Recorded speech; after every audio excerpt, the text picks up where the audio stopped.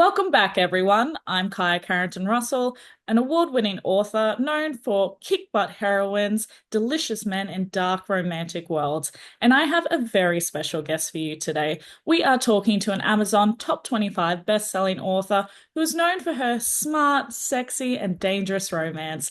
We are talking to the one and only Gabrielle Sands. How are you today? Thank you so much. I'm doing great. Super happy to be here.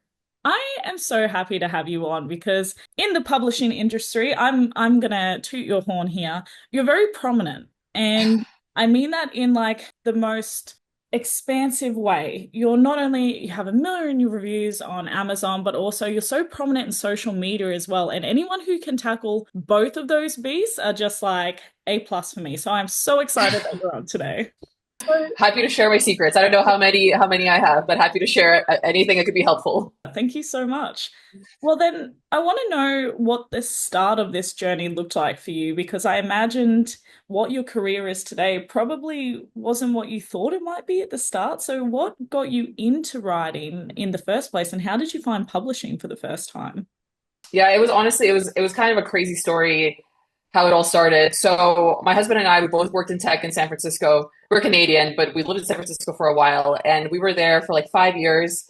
And I just never loved like that environment, like my tech job. It just like it was fine, but it just never felt authentic to me. And so I kept harassing him, like, let's quit, let's save up money to like go travel for a year, let's take a break from all of this and kind of like just reset and like see where we want to go next in our lives and our careers. So I finally convinced him to do this. We quit our jobs, we gave up our apartment, we started on this 1 year long journey. And this was like 3 weeks before COVID started. So essentially, we were like stuck in Mexico with the border shut down. We didn't know what was going on, didn't know how long this would last, and we didn't have anywhere to go back to. So we essentially had just time to do whatever we wanted. And I thought, okay, well, let me just try something crazy. Like I've always loved storytelling, I've always loved reading. Let me try to write a book. And I started doing that. My first book was a fantasy romance. It didn't really go anywhere, and I kind of decided like let me do something simpler. Like let me try contemporary because then at least I don't have to worry about the world building and like the magic systems. And so I pivoted to contemporary and got this idea about this rock star reverse harem. I think I didn't know about why choose reverse harem like or too long before that, but I think by that point I was already on Facebook and all the groups kind of seeing what was going on, and reverse harem at that time was like very big. So I was like, okay, this sounds kind of fun, and I had this like rockstar idea, like this feels perfect for like to combine the two. And so I released my first book, and for I think for a debut, it actually did like decently well, but it was totally just beginner's luck. Like honestly, it was kind of a fluke. And yeah, and that was it. And then I just kept going. So you knew that you really wanted to go for this from the get-go. You're like, let's see how far I could take this. Is that the mentality you went into this with? Honestly, not really. I think my first book, it was really just like, let me just try this. I don't know if I'm going to be any good at it. I don't know if I'm going to be able to make money with it. I don't even want to tell people. I don't want to call myself an author because that feels like fake at this point in time. I was just really like, let me just see what happens. But I think because my debut just happened to like do decently well for a debut, and that gave me that boost of very necessary boost of confidence where I was like, okay, maybe I can do this. Like, let me keep going. And yeah, and then it just kind of spiraled from there. I think I really like understood that like, okay, I can do this and this can be my full-time career with my first Mafia book. Because that was really when my platform took off. That's when I was like, it finally sunk in. I was like, oh my God, okay, this is actually happening. But I think the first three books, I was still kind of going back and forth between like, I don't know what this is. I don't know if I'm going to keep doing this. So yeah. And that was the moment for you where you're like, oh, I'm a real author. I, Yeah. I think Yeah. catch-up effect for a lot of authors in their careers is that, they're writing, but imposter syndrome is very real, and you feel like you have to be at a certain point, and it's different for everyone until you're just like, oh, I have a readership, or, there's expectation of me now. But it can also apply a bit of pressure as well. Did you notice that switch, sort of the bigger, the snowball effect that was happening for you? Were there any moments where you were like, needing to take a step back and think, oh, okay, this is shifting for me. There's so many people who expect a lot from me, or did you just kind of swimmingly go through the transitions? It's a good question. I think I've I've been very conscious of not letting that external pressure like get to me. I think I learned with my first three books, I think I learned that like, okay, I'm not a fast writer. Like I am not a rapid releaser. I cannot do a book every 3 months. Like that is just not how my brain works. Like I need time and space. So I think as soon as I let go of that idea that one day I could be faster, that really helped because for my entire first series, I was like, I want to do a book every 3 months. Like I got to do this. Like this is my goal. And it was just the wrong goal to have. Like I think one big lesson that I've learned is like you have to respect your own creative process. Like you just have to. Like if you want to survive, if you want to do this for 10, 20 years, you cannot be comparing your creative process to other people's because it's such a personal thing. I started working Becca Syme. That really helped too. I mean, I just love her. She's like just amazing. And so I think really it was a smart choice for me to kind of invest time and effort into like really figuring out my own process and staying true to myself. I think that prevented me from getting too swept up in like the external stuff. Like these people want this, these people want that kind of story. Like I've been able to kind of keep a cool head about that, and that's really, really helped. I love Becca Syme. I've actually had her on here before as well, and I do want to dive a little bit into this because I do advocate for this resource as well. And as you just said, even for me, something that shifted was when you find out your Gallup strengths, when you find out what your strengths and weaknesses are, it kind of gives you permission to embrace your process. That's what it did for me, and it sounds like it impacted you very much in the same. I know that a lot of viewers on here actually do have gone through the Gallup strengths. So out of curiosity, what is your top five? So my number one is input. I think intellection, harmony, responsibility. I think focus is six. I think five is futuristic. Yeah, because futuristic is also definitely a big, big force in my life. It's hard scheduling ahead of time, knowing what you're going to do for the year. I'm kind of curious as to how you run, essentially, I guess, your business. Like, are you looking at, we're going to release these four books this year, or do you kind of take it quarter by quarter, or you're a little bit more flowy and just like, I'll write what I want to write at the time? What is your process and your publishing schedule like? It's funny that you asked that because literally my husband helps me with the business too. And he was asking me like, can you put together the annual plan? Like when are things coming so we can like model things out? And I was just like, oh, like don't ask me these things. Like I, I don't like to be put on the spot like that. Like I'm just thinking about the next book, you know? But generally I try to release like my goal is like every 5 months, but if it doesn't happen, it doesn't happen. Like I don't get upset at myself if I need more time because for me the most important thing is the book. Like the book has to be good. I have to believe in the book. I have to feel like this is my best. If I don't feel that way, like this just doesn't work for me, you know? So if I need to take a bit of extra time, I take that extra time and I remind myself, and I have to do this because I do get freaked out by it. I'm like, 1 month is not going to change anything materially. Like it's just not. Like I know it feels like it will, but it's just not, you know? And so if that's what it takes, then that's what it takes. So I try to do every 5 months, 5, 6 months ish for a release. So it's like two books a year essentially is kind of where I feel comfortable. And I know like what the books are coming because I write in series, so I kind of know what's happening next. But the exact dates, like I said, I kind of keep them a little bit fluid so that I don't feel that pressure and like force myself in a very uncomfortable position where I have to like just rush like crazy. I actually really love the power in this message as well because I think so many authors need to hear it right now because there is so much self-imposing pressure. And although for different people, pressure might be a good thing, I think then there's a lot of that narrative that if you don't hit that, what can sometimes be unrealistic deadlines as well as that I'm bad at this or I'm not like such and such. So I think from a standpoint of somebody who's done really well as well, and you're going at your pace that suits you and your schedule, and you're doing phenomenally well. I think it's really what we need to hear more often is it's okay to go at our pace. This isn't a sprint. And I'm sure you've seen so many authors, like I've been publishing since 2014. In that time, I've seen so many phenomenal authors drop out because they burnt out and they just couldn't bounce back. And so I think it's kind of applying that boundary with yourself as well, so that you still kind of have love for what you're doing and you can still put your all into every book as well. So I think I want to be you when I grow up because it sounds like you have a healthy balance. I'm sure that's probably not the case, but It's honestly like I think it's really important to understand that like the most important thing you have to protect here is like your creative energy.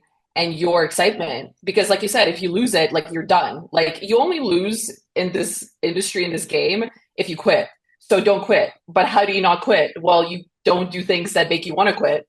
And, sticking to crazy deadlines or writing books you don't actually enjoy writing or chasing trends that don't feel authentic to you, like all that stuff, it's like, it's just bad energy, honestly. Like it kind of just cripples you creatively. And then you get to a position where you're like, oh my God, I can't even write anything anymore because like you've just lost that spark. So I think just understanding that is really important because then it allows you to make smart decisions, smart strategic decisions to be like, okay, maybe I have to make a little bit less money by delaying things. But like, you know what? If I'm doing this for 10, 20 years, if that's my horizon, that little blip in income is nothing. But what's going to be massive is if I just like freaking hate this, like then I'm done. So you can't allow yourself to get to that position. I love your clarity on this. Like you're very, I'm seeing the focus come through, sis, is all I'm going to say. I'm like, I see it, I feel it. What were the things that you implemented? Because as you go into this, and then you have the snowball effect, you realize it's a business. And that's sometimes a very tricky pill to swallow because we weren't all sort of raised or taught a lot of the things that we need to have or know. We don't have those skill sets naturally. And then you have all of social media, you have the background of the actual publishing, then you're also the creative and all the other bits and pieces that come with it. What were the things that you implemented as you grew to try and relieve yourself of some of that pressure? So when it came to delegation, who did you put in what roles, or how did you quickly decide for yourself what you were to do and what somebody else could do? So I think it's for sure a big challenge, but I think because maybe I have a business background, like I always view this business as just like any other business. And these challenges that sometimes, when you get lost in the Facebook group, you feel like public self-publishing is this like unique flower that is like so different from running any other business. It's like really not. Any business has a product, you got to market it, you have customers, you got reviews. Sometimes you get shitty reviews on your Google listing and you have to figure out how to deal with that. And you don't have the luxury of telling people, don't tag me in your negative review because it's just there.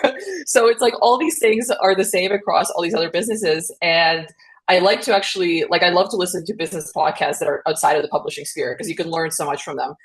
And yeah, I mean, it's hard. Like it's really hard to do everything. I mean, it's impossible to do everything if you actually want to grow the business. But like you said, you have to really understand what is the one thing that you can do. For most of us, unless you're using ghostwriters, you have to write. Like that is the number one priority. Nobody else can do that for you. So that has to be your focus. Everything else, you have to figure out, okay, what can I outsource? So when I first started, for a while, it was just me, just kind of doing everything. And then I got my husband to start helping me on the accounting and kind of taxes side, like the financial side, because I was just like, oh God, I don't want to deal with that. So bless him for helping me with that. And then I started trying to find PAs, and that was a journey because I think one thing I hear a lot that I just think is like, we need to dispel this in the industry is like people say, I want to hire somebody so they can do X for me and I can stop thinking about it. Like it doesn't work that way in most cases. If you want somebody to do your social media and you want them to actually do it well, and for that activity to actually have a positive impact, real impact on your business, you're going to have to manage that person. Like you're going to have to give them direction. You're going to have to set the vision. You're going to have to figure out the brand. Like you're going to have to give them feedback. They're not just going to exist in a little bubble. They can't read your head. Like they don't know what exactly you want, right? So you have to accept the fact that you're going to have to manage people. But for a while, I didn't realize this. So I would hire people, kind of expect them to figure everything out. They wouldn't do it properly. I have really high expectations. I would get annoyed. I would, we'd part ways. I'd find somebody new. It just wasn't working until I finally accepted the fact that like, okay, I need to take responsibility that like I need to manage people and train them and invest in them for this to work. So now I have a full-time PA who works for me and she does all my social media. She does my, operations. I mean, really, she's a great support. She supports everything I need from her, but it only works because like, whenever I give her a new task, I'm like, okay, first I'm going to record a video of myself doing it. And then I'm going to train her and then I'm going to give her feedback.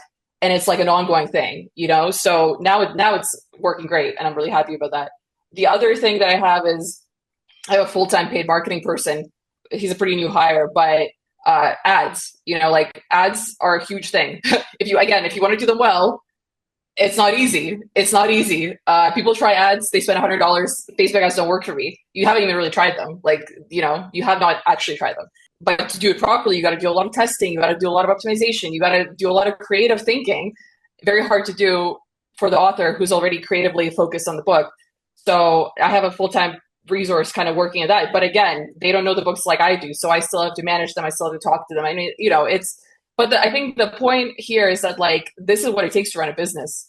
Like this is why some people decide I want to do traditional publishing because at least there you get rid of some of it, not all of it, but some of it. But if you decided to be a self-published author, I mean, yes, you're running a business, and running any business is difficult. And there's just it's just that hard. You got to figure it out. I think this is, as you said, it's a good idea as well. When you're saying that you listen to, business or you read business books and podcasts and things like that. To be honest, I do the same thing. And I actually like that because you can shift a lot of, especially even that mentality over to what we're doing here. And I think that it makes you feel like you're not floundering as much as well because there is no blueprint in what we do here.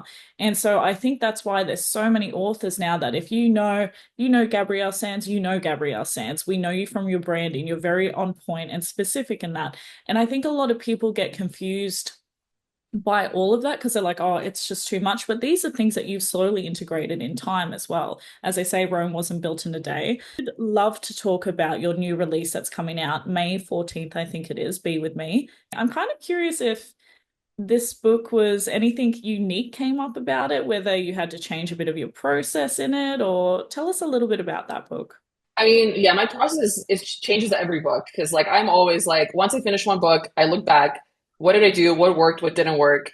What was enjoyable? What was awful? And I never want to put myself in that position again. So I always kind of reflect and then I take those learnings and I implement them with the new book. So this new book, the number one thing I wanted was like I wanted to have a very clear, simple concept, like at the high level. Like what is this about? Like I wanted to be able to explain it very simply because people's attention spans are terrible these days. So if you have a very complicated message to convey, nobody's going to understand what you're talking about.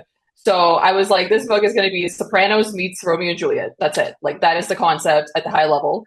And essentially the heroine is the daughter of this guy who's running for New York City mayor. And he's running on a platform of taking down this big organized crime family. And the hero is the son of the Don from that crime family. And, their lives clash. And then it's a good girl, bad boy romance, forbidden romance. And obviously it has a happy ending, like all my books do. But yeah, I think having that clear concept was really helpful because I kind of knew like, okay, like what are the beats that I need to hit? So that was kind of step one. I don't think I've ever been as intentional about that with my other books as I have with this one. The other thing that I did was I used a ton of editing on this book and developmental editing specifically. I had 3 developmental editors, which I usually just have one. But I just like, for me, developmental editing is honestly, it's just like education because I don't think, I still view myself as a beginning writer. I only started writing when I published my first book. Like I don't have any sort of experience before that. And I take the craft really seriously. And I really think I'm like still the beginning of it. So getting all that developmental editing from people who understand story, who understand craft, like for me, that's just like so helpful and it just accelerates my learning. But also came with challenges because now I have, a lot of opinions and sometimes they align and sometimes they're the opposite, which is so funny. I had one editor say, I love this chapter. This is so powerful. This is great. Another editor said, I think you should cut this. This is, this is too intense. And so then it really becomes a question of like, okay, how do you decide? And that's when that was a learning experience for me because I was like, well, at the end of the day, I have to trust myself. Like I have to tap into my own intuition and my own guts and trust that I know what's best for the story at the end of the day. Because I think sometimes it's so tempting to think that you can just find the right editor, the right consultant or whatever who'll tell you how to write a bestseller.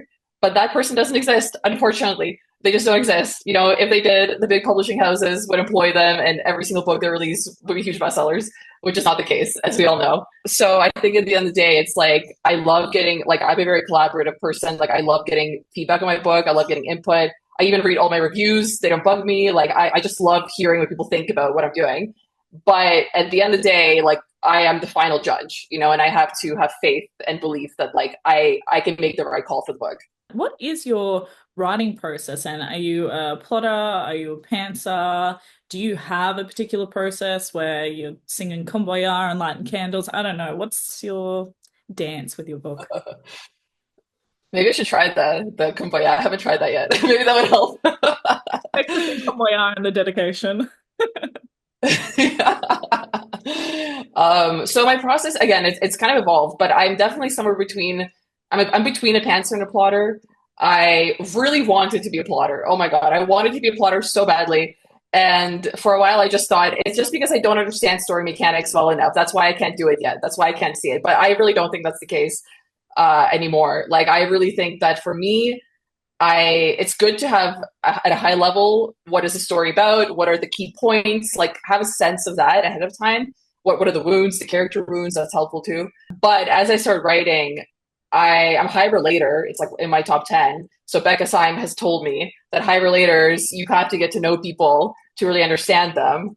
And so for me, the process of actually writing, of getting the words down, is how I get to know the characters. And then, once I know the characters, then sometimes the story takes different twists and turns. So yeah, I'm somewhere in between, but I would love to be a plotter. And I'm really jealous of people who can just plot the whole thing down, get it all right somehow. I don't know. It's amazing. Everyone says I'm, by the sounds of it, similar to you. I call like a skeleton draft, but you let your characters like figure out their way or what's most natural to them.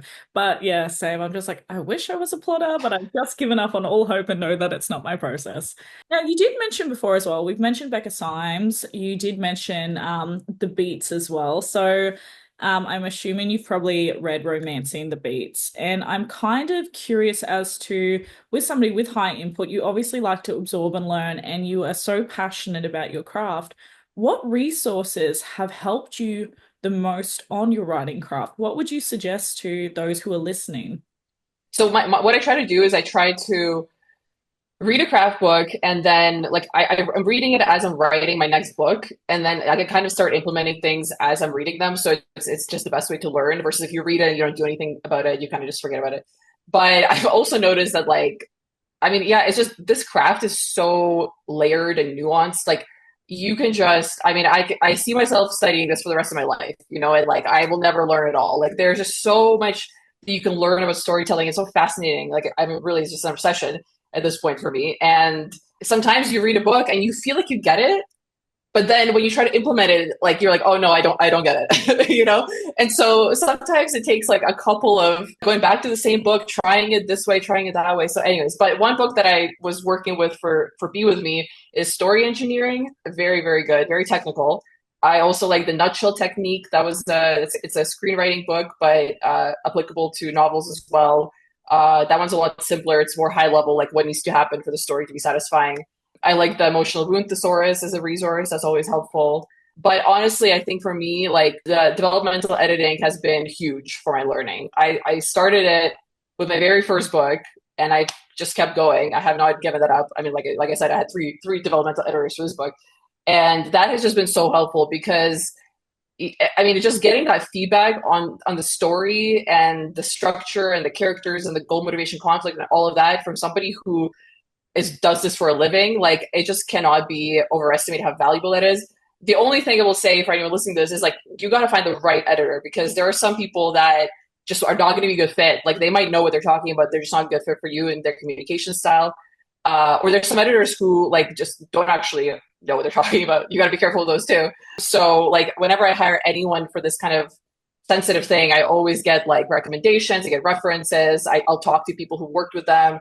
I'll check their background. Have they worked on, certain books that I admire, that I respect? Because you got to be careful. Like you can't let the wrong person into your process. But when you find the right person, it's so valuable and it teaches you so much. 100%. And this also goes off, as you were saying before, like with the PA situation, is there may be a lot of trial and error. You might not necessarily get the right person straight away, but do not let that dissuade you into still finding the right person. It can be a process, but you can do it. Yes. We say, as we know, there's been many tears on time. So you're like, damn it, disappointed again. But that is okay. It's part of the process. You are so passionate, especially about learning in this industry. So I'm kind of curious as to what has been the most surprising thing for you in this publishing industry that you're like, Wasn't expecting that. That's very interesting. What surprised you the most so far? Ooh, that's a good question. I think before I started publishing, I just thought, well, okay, yeah, one big surprising thing was like, I just totally misunderstood what readers actually care about. Like, I thought readers cared about prose. And I like, because it's very obvious that readers do not actually care all that much about prose. They care about the story. Like, they want to be entertained. When we're writing romance, it's entertainment. They want to have a good time. They want to enjoy this. They want to feel emotions. So that is what needs to happen. The prose itself is like window dressing, and like obviously there's certain baseline where like okay, it's got to be readable, but most people hit that baseline, and then everything on top is like it's like a bonus. And like I'm a big prose, like I love reading beautiful prose. I think most authors do, but like it was just interesting because like when I was writing my first few books, I was so obsessed with that, and I like totally missed the forest for the trees. So what happened was my first book was somehow luckily turned out okay. Like it actually kind of worked. Like all the story things kind of worked miraculously. And my second book was not that good, but like it was really not that good, but it was okay. My third book though, I call this experience the dark night of the soul for me personally because I didn't have a great vision for the book, but I was like got to get it published, got to get it published. So I was like I don't really know what I'm doing. Like I'm gonna pants the whole thing. Like I'm just gonna sit down and just like write. So I wrote this book this way. I sent it to my editor, and bless her soul, she was like, Gabrielle, this is a collection of scenes. There is no story here. It's just a collection of scenes strung together. I don't know what this is about. And I was just like, oh my God, like how did I get this so wrong? Really that experience is what kickstarted this obsession with understanding the craft of storytelling because it was so horrible to write that manuscript and then just be like I actually like have to rewrite this whole thing from scratch because this is like so bad. And it was so horrible, like it was such a grueling experience. It taught me so much, but I was like I'd never want to go through this again because it was so hard that I was like I cannot be in this position again. I cannot write things just writing words on paper and like not know if this is going to work or not. Like I need to know that this is going to work. I don't need to know exactly how it's going to work, but I need to know that there is a beginning and the end and that characters go from point A to point B and that this is a story. And I think that's what really kind of got my ass in gear. I was like, okay, I got to learn the craft, you know? So yeah, that was like that was a dark night of the soul for my whole career. But, you know, I emerged. I'm still here. I survived. You accepted the challenge and you instead of looking as like an obstacle, I'm like terrible and we can spiral quickly. We can be like, oh, my editor said it's terrible. Maybe they don't know what they're talking about. That's I've done that. I'm like, oh, they don't know, but they know. They know what's up. But you know, spiral and you're doubting yourself. You're like, maybe I'm not made out for this. Maybe I'm not good at it. Or still you publish it and be like, oh, I knew it'd be a failure. Whereas you're like, okay, I accept this challenge head on. Let's go. Let's better ourselves. Let's learn new things. And I think we too often get stuck in doing the same thing. And if we're not actively trying to learn something new or reaching out to different resources, then you may very well most likely get the same result. So I actually like I love your attitude so much because you're like, game on, let's go. I love it. I love it so much. One thing that I've like realized is that, you know, talent is great, but honestly, so much of this is like you just have to learn the rules and then you can go and break them. But you've got to learn the rules and you can learn it. And I mean, it's true for any creative endeavor. Like if you look at some of, you know, big artists, like visual artists who created new styles of art, most of them knew the stuff that came before them at an expert level. Like they knew the rules of art, and then they were like, okay, now I'm going to go and do my own thing. But I think a lot of people get into a wrong place where they don't learn the rules and I'm just going to do my own thing. There are rules of storytelling. It's ingrained in us, like in our brains, literally in our psychology. So if you don't understand that, it's really hard to write a compelling story more than once. Anyone can get lucky once, right? But if you want to have a long-term career, you kind of got to know what's going on. You know, it's a sensitive thing. Like being creative, putting your words on paper, it requires you to be vulnerable. So I totally get why sometimes it's scary to take feedback, and I get why people are sensitive to reviews. Like it doesn't feel great, and reviews are definitely not the place you should be taking tons of feedback anyway. But I think accepting the fact that like you might not be the kind of author you want to be yet, but you can get there if you just continue to try and learn and be humble and be open to feedback. Like I think that's just a healthy, productive way of looking at it. Versus if you think I either have it or I don't, and then, you have a bad release, like that's devastating. But it really doesn't have to be. I feel like so many people are going to take so much from this. So again, thank you for coming on. I really appreciate that. I would love to know what your must-dos are. Every time you're preparing a release, you're like, okay, these things have to be in place. What is your magic formula now? I imagine it's different 6 months ago, and I imagine it's going to change in another 6 months. So right now, what are your focuses on when you have a release? Okay, like I think it's helpful to have a high level framework in mind around like what is actually happening here when you release a book.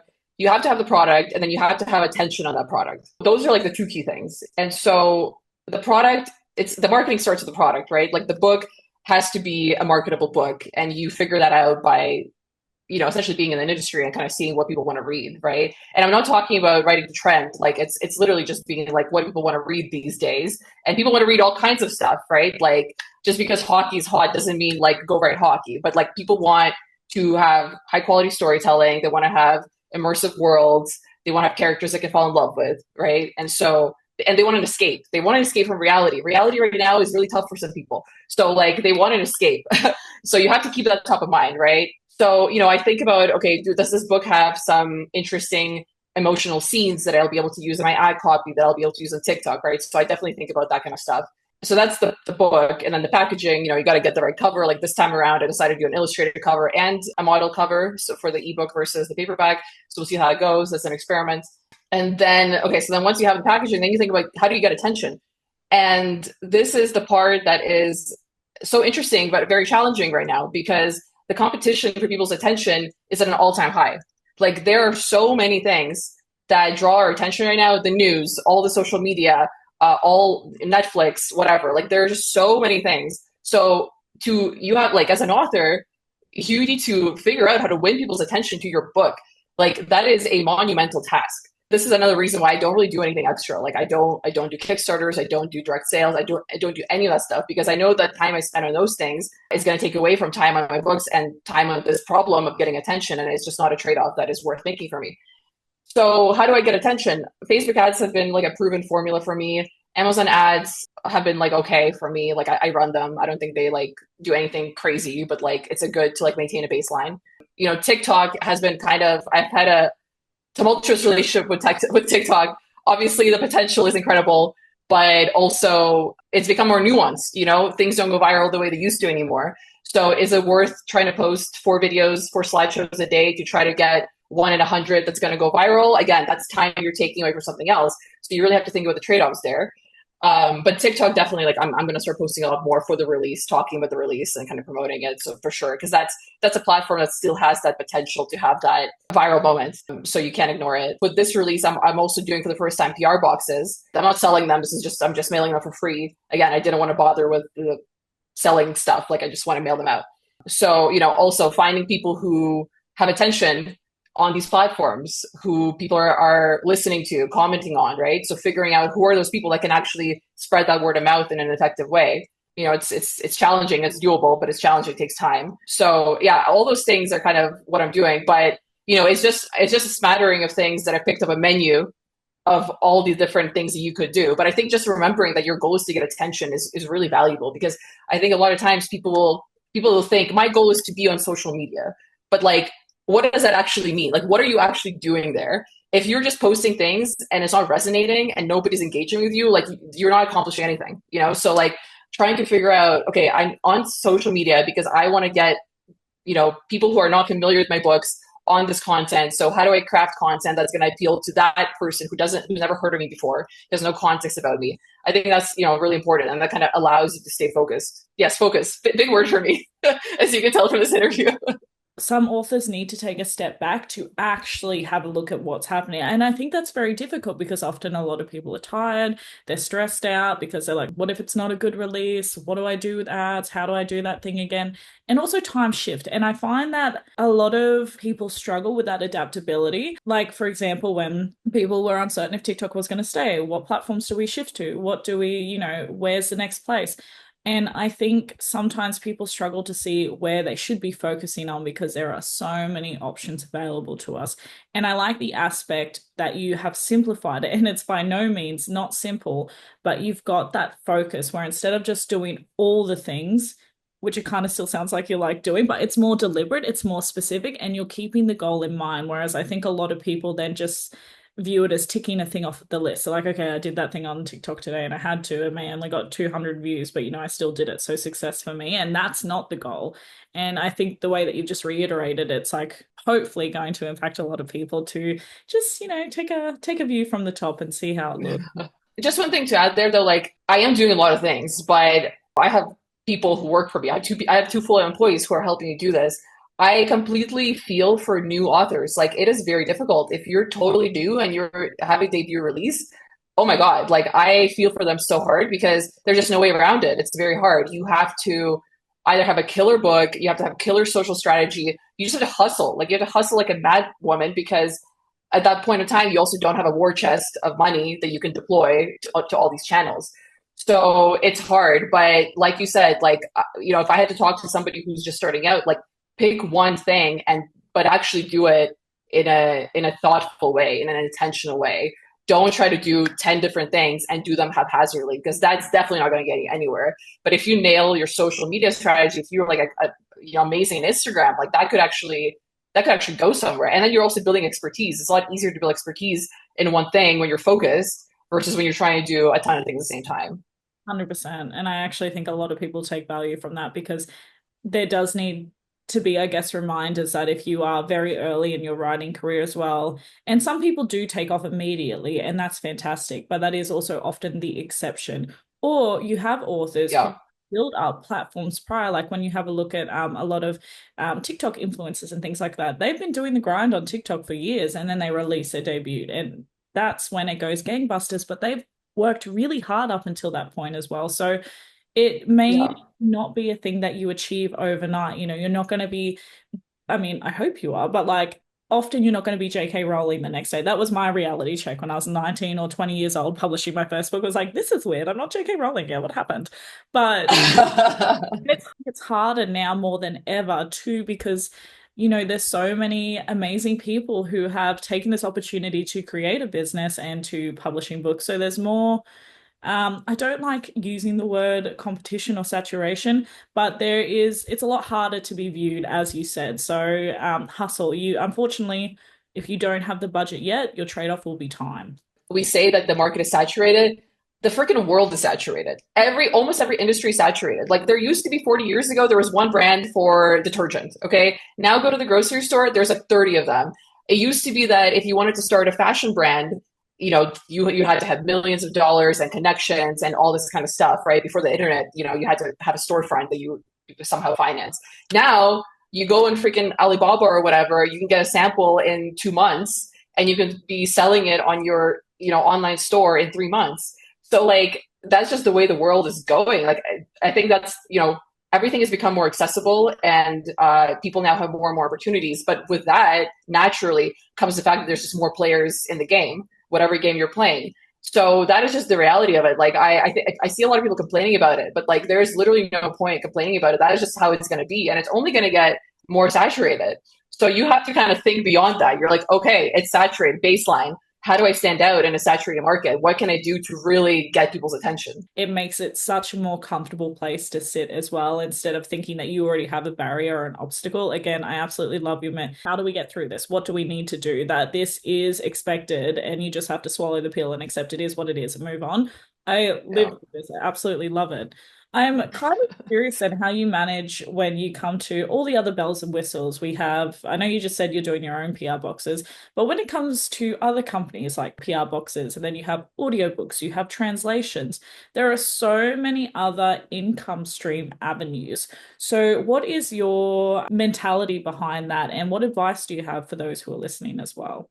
This is a big question because it's a bunch of decisions that you have to make for the business. So the framework that I use is just like, what is the cost of the opportunity? What is the actual opportunity? And the cost could be monetary, it could be your time or my time, or it could be my attention. And I am very open to opportunities that require me to pay something for them, but have low requirement of my attention and my time. So things like audiobooks and translations, for me, that is, I just got to pay somebody to do the translations, do the audiobooks.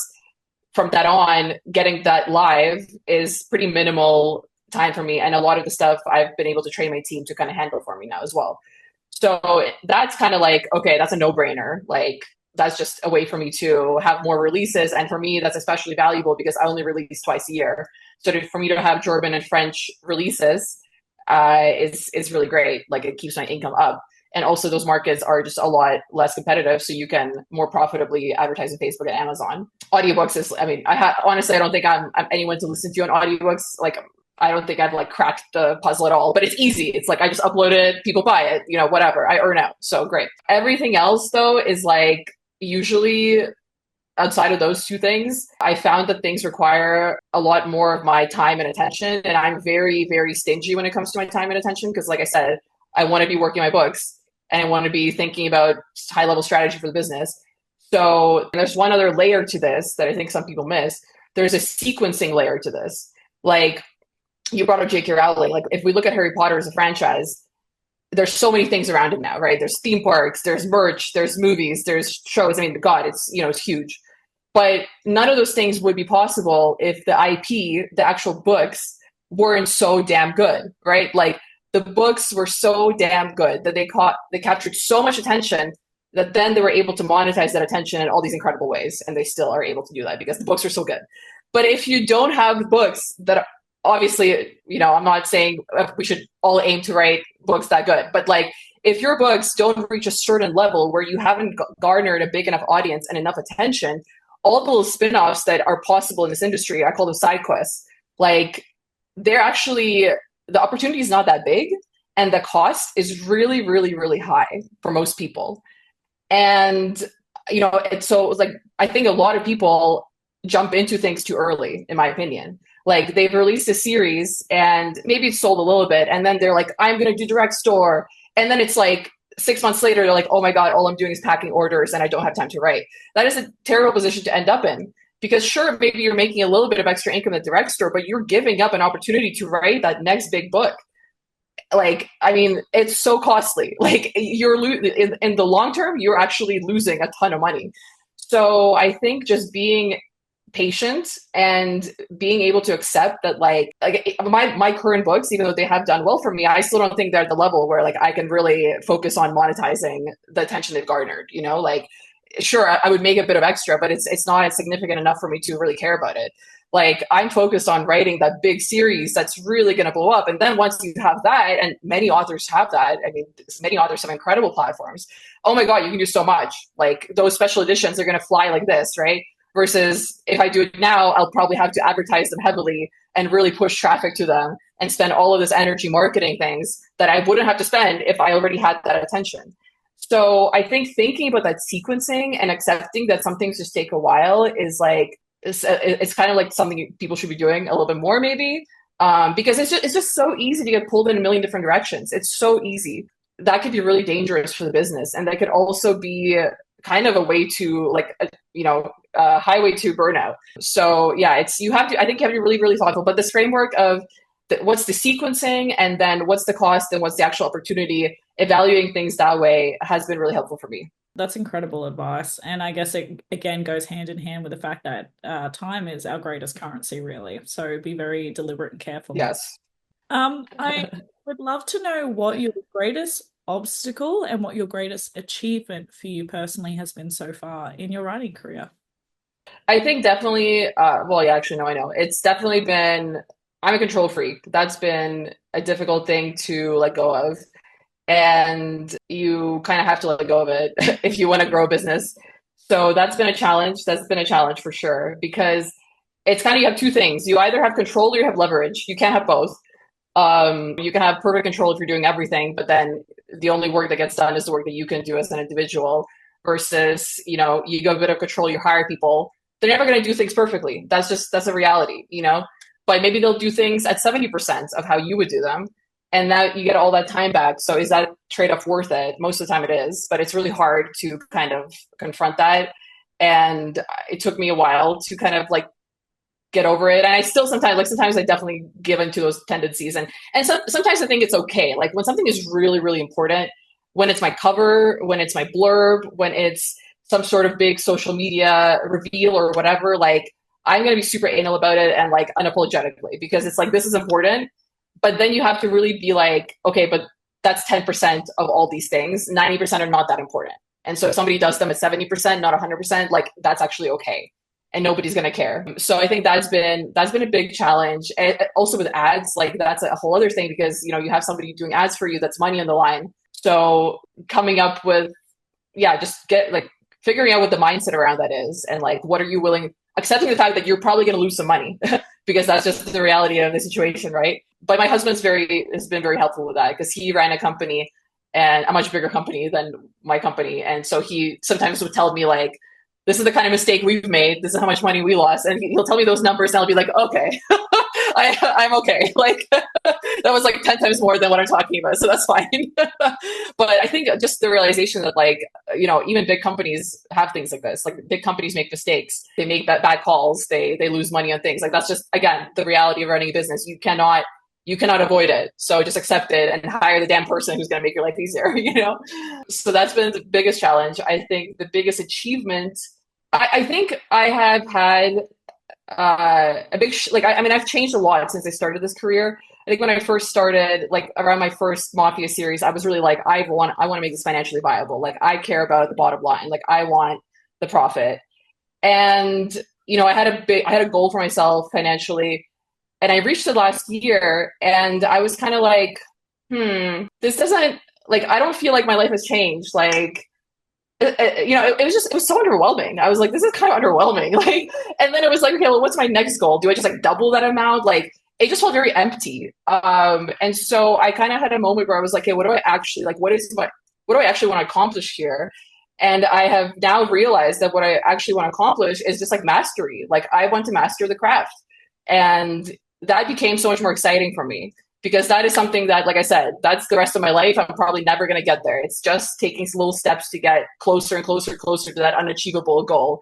But if it feels much better, it feels more fulfilling. I like that it's not externally, it doesn't rely on externalities. It's not about how my book does. It's not about that. It's literally just about how much time and effort and passion am I putting into crafting the best stories that I can. And so honestly, I think that's my biggest achievement, just getting that clarity on like, what are my actual goals and feeling really good about them. I think that's important, especially goal setting as well. And I'm laughing so hard. I'm like, yay, I hit it, but like what's next? Because I kind of expected that to be your answer, to be honest. I was like, there's that futuristic and focus. So I would Yeah, yes. what is right now for you, what is like the big goal that you are chasing? Like what the bigger the better. What are you besides mastery, is it like you're like, yes, Netflix series, it has to be that, or it has to be, I need to be in whatever it may be. What's the thing that you're really aiming for?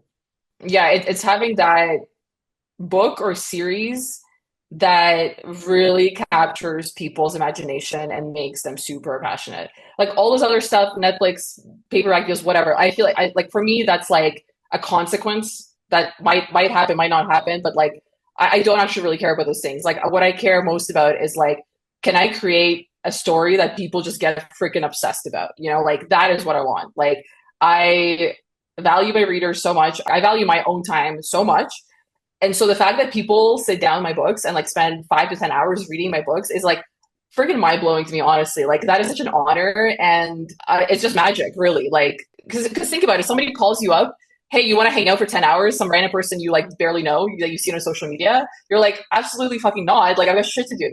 But like, there's all of these thousands of people that are essentially doing that with me. Like they are hanging out with my thoughts. Like I just think it's so fantastic and amazing.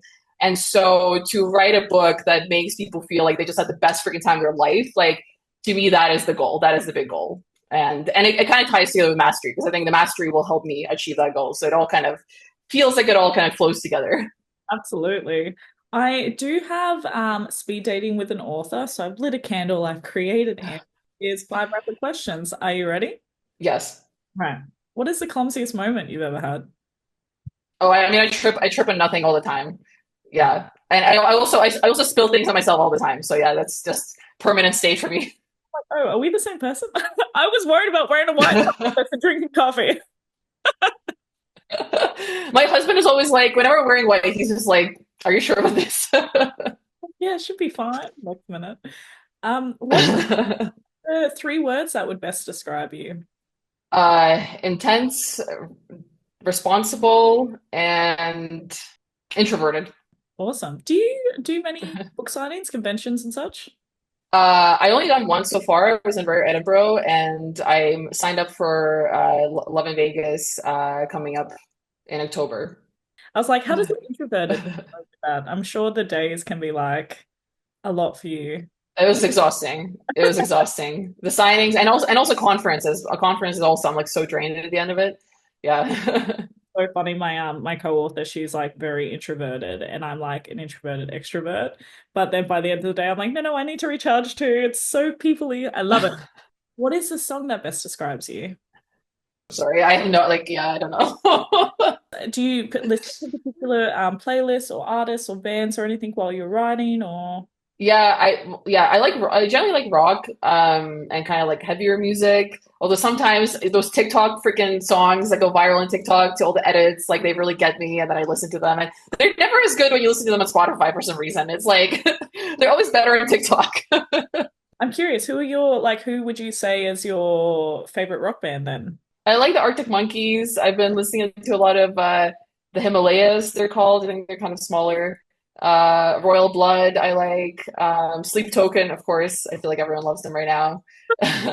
Who has been your favorite character to write and why? And you can only have one. I think my favorite character has been Cleo. She's a heroine from When She Loves. She was super fun, had like just very like fun attitude to write. Yeah, it was just that whole book was really fun, but she was just such a great character and she was very different from my other heroines. She was a little bit like less serious and just more playful and yeah, I just love writing her. Awesome.